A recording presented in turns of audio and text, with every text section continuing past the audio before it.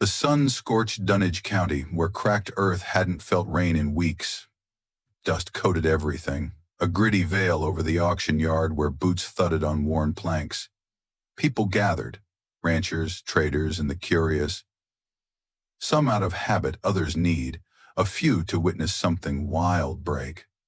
Among them, Mabel Thatcher, an old woman with a cane, stepped onto the gravel. Her gray hair framed a sun-faded blouse and heavy skirt, her sharp eyes cutting through the heat's shimmer. Time had bent her, but not her will. She'd lost nearly everything, and what remained wasn't worth losing. Past chuckling men who dismissed her like a passing tumbleweed, Mabel reached the corral. Inside, horses stirred most calm, some restless, but one stood apart. A black Mustang, wild-eyed, foam-flecked, rope burns scarring his neck. They called him Reaper, a name earned after hospitalizing 3 handlers in a week. Untamable, they said. Mabel watched him slam against the pen, the gate shuddering. She didn't flinch, stepping closer, her cane sinking into gravel, her gaze piercing his fury. A young stable hand approached, nervous. "Ma'am, that one's dangerous." "They all are," Mabel replied softly, "until they ain't." He shrugged, leaving her to stare at Reaper. The auctioneer's voice sliced through the air, sharp and fast, pulling the crowd to the bleachers. Mabel sat quietly in the back, hands trembling on her cane, eyes fixed on the gate. Horses came and went, sold with smiles or sighs, but the air shifted when Reaper's turn came. The gate creaked open and Reaper erupted into the ring, dragging 2 handlers before shaking them off. He reared, hooves slamming the ground, thunder in his wake. The auctioneer faltered. "Lot 47, 6-year-old Mustang, unbroken, strong, but not for amateurs."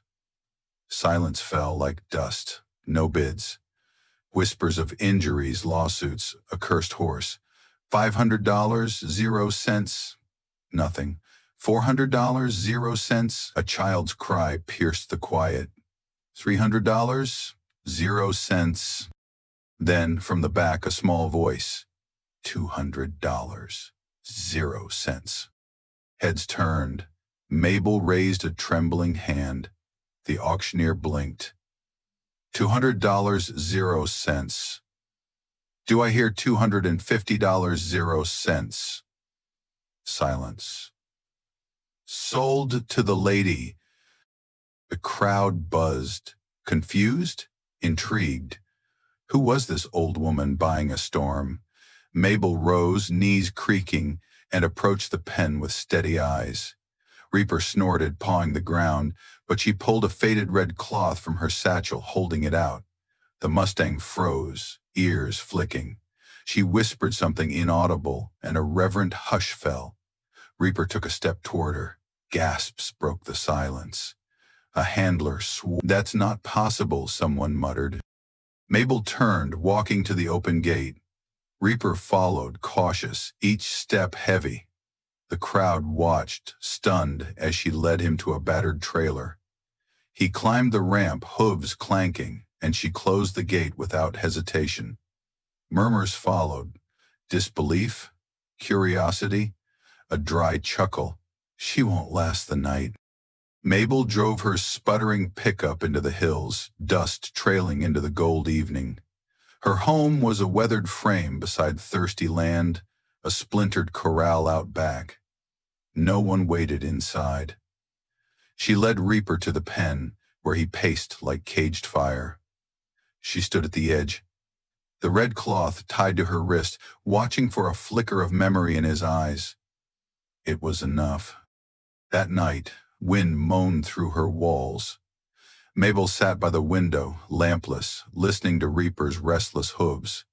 By dawn, he stood still, ears forward. "I ain't here to break you," she rasped, tossing hay into the pen. "Just figured we both got years left, and I don't want to spend mine alone." He didn't approach, but he didn't shy away. Days passed. No rope, no saddle, just Mabel, a chair, and stories spoke into the air.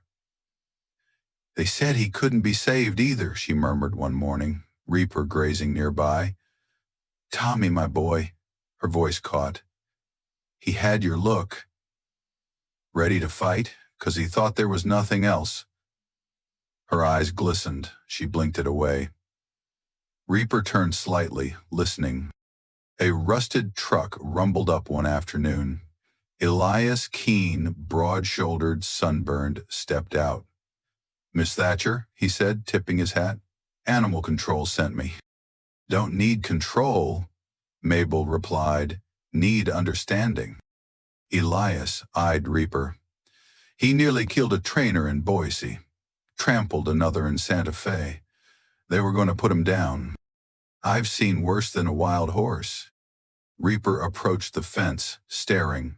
Elias shifted. I'll be damned. He's not broken, Mabel said, just misplaced. Elias returned often, bringing hay, troughs, fencing, useful things, never pity. They'd sit on the porch, sipping bitter coffee, watching Reaper pace. He's changed, Elias said one evening. No, Mabel corrected. He's remembering who he was before the world told him to fight. The town whispered, bewitched horse, reincarnated husband. Mabel didn't care. She wasn't doing it for them. By the second month, Reaper no longer flinched at her presence. She used her cane less, her will outpacing her bones. One dawn, she stepped into the corral with a halter, crouching to set it on the ground. I won't make you wear it, she said. Reaper sniffed, nudged it, then stepped back. She smiled. Close enough for today. Elias's visits grew frequent. He stayed longer, watching Mabel and Reaper circle each other in a quiet ceasefire. The town's stories twisted. Crazy widow, demon horse. But they didn't see what Mabel did. Sometimes it took something wild to reach something broken. And both had been broken too long. Mabel and Reaper. While repairing a fence, Mabel heard hooves clatter on the porch. She turned slowly. Reaper, the skittish horse, stood at the base of the steps, ears twitching, head tilted, approaching her for the first time without coaxing. Well now, she murmured, lowering her hammer. Took you long enough. He didn't advance, but didn't retreat either. Mabel sat on the steps, letting the moment settle. From that day, Reaper shadowed her. Cautious, still wild, but bound by an unspoken trust. When she limped to the barn for feed, he followed. When she rested under the cottonwood tree by the back pasture, he circled once, then stood watch from a distance. One stormy morning, Mabel found Reaper inside the barn, not trapped but waiting. A halter hung nearby. She took it, approached slowly, and stopped 3 feet away. This is the last step, she whispered. You trust me now? Reaper dipped his head. The leather slipped over his nose smoothly. She fastened it with trembling hands and stepped back. He didn't bolt. Tears fell, quiet, grateful, steady. That evening, Elias visited. When Mabel showed him Reaper's trust, his eyes widened. You'll ride him. Not yet, she replied. Maybe never. Some bonds don't need saddles. Weeks passed, their connection deepening. Reaper allowed touch, then grooming, then a saddle blanket. Progress wasn't linear. Once he reared, kicking a bucket across the yard. Another time he nipped her sleeve in panic. Mabel never punished. She waited, reassured, returned the next day. The first time she mounted, she didn't ride. Just sat in the saddle, Reaper breathing hard but still. Her hands were steady, her legs shaky, but trust passed between them, not dominance but partnership. A week later, she rode him to the cottonwood tree. Slow, unsteady, her body aching, breath shallow. Reaper moved gently, as if he'd always been ready to carry her without demand. Neighbors noticed. They stopped by, not to gawk but to help. A vet clinic woman brought apples. A boy from the next ranch mended fences. The mayor sent word, "We'd like to feature your work at the county fair, a special exhibition." Mabel laughed. "He's no show pony." Elias urged, "It's about showing what patience builds." At the fair, under bright banners and warm winds, Mabel wore her worn boots. Reaper, glossy and calm, walked into the arena without a rope, just her and the red cloth tied at her wrist. The crowd hushed, then roared as Reaper circled her in a steady arc. Mabel heard only the wind, the rhythm of hooves, and the quiet pulse of a heart once too broken to trust. Afterward, a tearful girl approached. "My brother came back from war, different. Watching you two, it gives me hope." Mabel nodded, eyes shining. "Just a little hope's enough." That night, under stars, she brushed Reaper, leaning her forehead against his. "You brought me back too," she whispered. In the quiet, neither felt alone. In the weeks after the fair, Reaper grew restless, not fearful but vibrant, like something inside him stirred, waiting to be reclaimed. Mabel felt it too, an itch for more. One morning she found him at the pasture's edge, staring toward the hills, nostrils flaring. She rested a hand on his shoulder. "You want more room to run, don't you?" His body answered, tense, shifting. She'd kept him close to protect their bond, but now saw containment wasn't kindness, it was limitation. If she trusted him, she had to let him go. That night, on the porch with Elias, boots untied, she said, "He's ready." Elias sipped tea. "Ready for what?" "To remember what it's like to be wild, but not lost." Elias nodded. "You sure you are?" She wasn't, but she would be. The next morning they trailered Reaper to a vast BLM range, where wild herds roamed. The air carried pine and sage. In a clearing, Mabel opened the gate. Reaper stepped out, taking in the endless sky and juniper hills. She held the rope loosely. "I won't push, but I won't hold you either." She unfastened the halter, fingers shaking with the weight of release. The rope fell. For a moment, nothing. Then Reaper surged forward, not in fear but in grace, his mane a banner. He didn't look back. Mabel watched, throat tight, not with sadness but awe. He was never hers, just a partner in healing. Elias stood nearby. "Think he'll come back?" She wiped her face. "That's not the point." They camped that night, coyotes howling, fire low. Mabel, wrapped in a blanket, said, "I thought I had nothing left to give. He gave me a second life by needing one." Elias stirred the embers. "Strength's not holding on, it's letting go. Trusting what you built." She nodded. The ranch felt empty after. Mabel kept busy, mending harnesses, oiling tools, but every rustle made her glance at the gate. Hope lingered, stubborn. Then, on a gray, rain-heavy morning, hooves thundered. Reaper stood at the fence, muddy, proud, with a mare and a wobbly foal trailing him. He'd brought a family. Mabel opened the gate. He walked through like he'd never left. The mare followed, cautious. The foal, bright-eyed, tottered between. Elias arrived, grinning. He brought company. Mabel laughed, voice trembling. "Paying it forward." She brushed the foal's muzzle. "What now?" she whispered. Reaper stepped closer, his warmth steady. Elias touched her shoulder. "Now you build something new." That night, rain fell softly. Mabel watched from the window as Reaper stood sentinel in the pasture, mare and foal beside him. "Thank you," she whispered into the dark. Lightning flashed, painting the scene silver, timeless, whole. The storm passed, and Mabel, exhausted but peaceful, held steady too. At the county fair's arena, Ruth guided Tempest through the gates. No loudspeaker was needed. Every head turned, murmurs rippling, some gasping.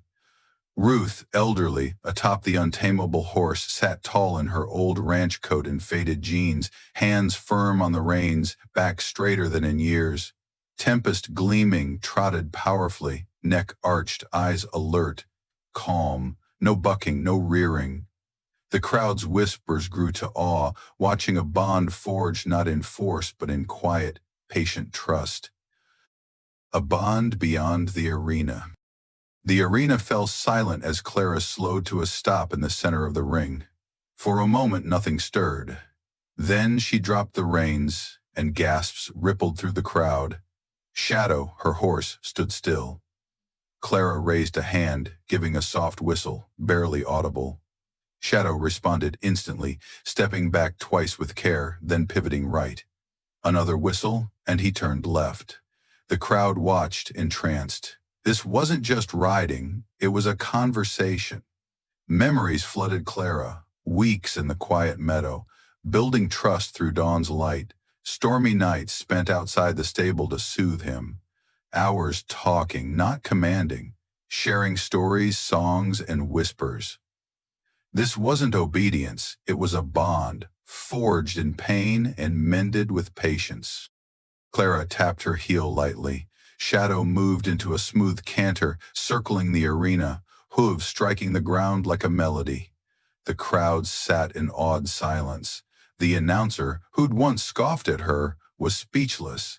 Backstage, Marcus, Shadow's former owner, stared, jaw slack. He'd bet no one, especially not an aging woman, could tame the untamable horse. Yet here was control without force, grace without dominance. Clara brought Shadow to a halt and dismounted slowly, standing beside him. She nodded politely to the crowd, many still frozen in disbelief, and led Shadow toward the exit. Passing Marcus, she paused. He leaned on the railing, eyes fixed on the horse. "I didn't break him," Clara said softly, just for him. "I listened." Marcus blinked. "That horse hurt people. He's dangerous." Clara's voice was steady. "So are we all when we're wounded." Marcus looked away, stung. "You keeping him?" he asked. "I already have," she replied. Their eyes met briefly. His held no sneer, only a flicker of something new, like he'd misjudged a story. At the barn, Clara's tension eased. She patted Shadow's neck, whispering praise. He huffed, nudging her gently. A group of children gathered at the fence, one girl with braided hair peering through. "Ma'am, is he magic?" Clara smiled. "No, dear, he's like us." "How'd you teach him?" the girl pressed. Clara crouched to her level. "I didn't. I showed him he was safe. He chose the rest." The children exchanged glances, unsure but captivated. Later, as the auction wound down, an organizer approached with a camera crew. "Miss Clara, they're calling this the season's miracle. A word for the papers?" Her bones ached, her throat was dry, but she nodded. Facing the camera, she spoke plainly. "People think age limits you, that you should fade away, but age means time to learn what matters. I didn't come to prove anything, I came to find something, and I did." She glanced at Shadow, his head poking from the stall, ears forward. "He was called wild, dangerous, but the real danger is when we stop believing we can reach each other." The reporter lowered his mic, nodding silently. That night, Clara sat under the stars outside the rented barn. Shadow grazed nearby, unhaltered, his coat gleaming in the moonlight. She sipped tea from a worn mug. "I don't know what tomorrow holds," she whispered, voice rough. "But you're free now, and so am I." Shadow lifted his head, eyes catching starlight, and stepped closer, resting his muzzle on her shoulder. In that quiet moment, with the night wind stirring the grass, they stood together, whole, unafraid.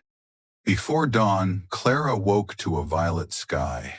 Mist wove through the pasture's fence posts. She dressed in her worn coat and boots, carrying a feed bucket barefoot to the barn. At the gate, she paused. The world seemed to hold its breath. Shadow stood by the trough, his coat damp with dew. The mare, Luna, and her foal, Ember, huddled close, watching Clara. She set the bucket down and murmured, "Good morning." Her breath clouded in the chill. "Ready for the next step?" Shadow's nostrils flared. Ember whinnied, nipping Luna's mane. Clara brushed the fence, then reached through, scratching Shadow's forehead. He leaned into her hand.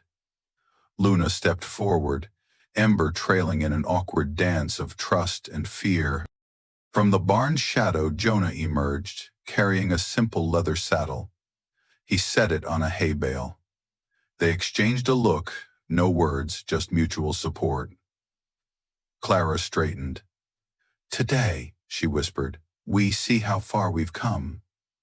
She glanced at Ember, pawing the ground, mirroring Shadow's old anxiety. Fear, she knew, was a teacher. Kneeling, she offered oats to Ember. His ears flicked. Then he sniffed and ate. Clara smiled, meeting his eyes. He turned to Luna as if to say, "It's okay."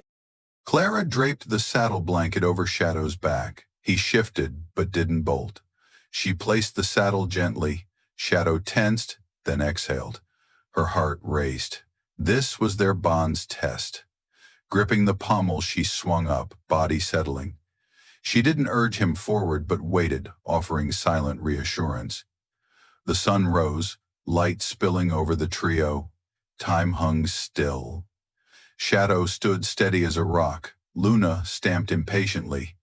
Ember bucked playfully. Jonah called, "Need me to hold him?" Clara shook her head.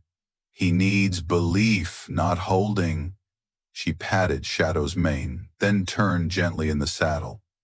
Shadow pivoted perfectly. Luna followed, Ember stumbling behind. With a light squeeze, Clara urged Shadow forward.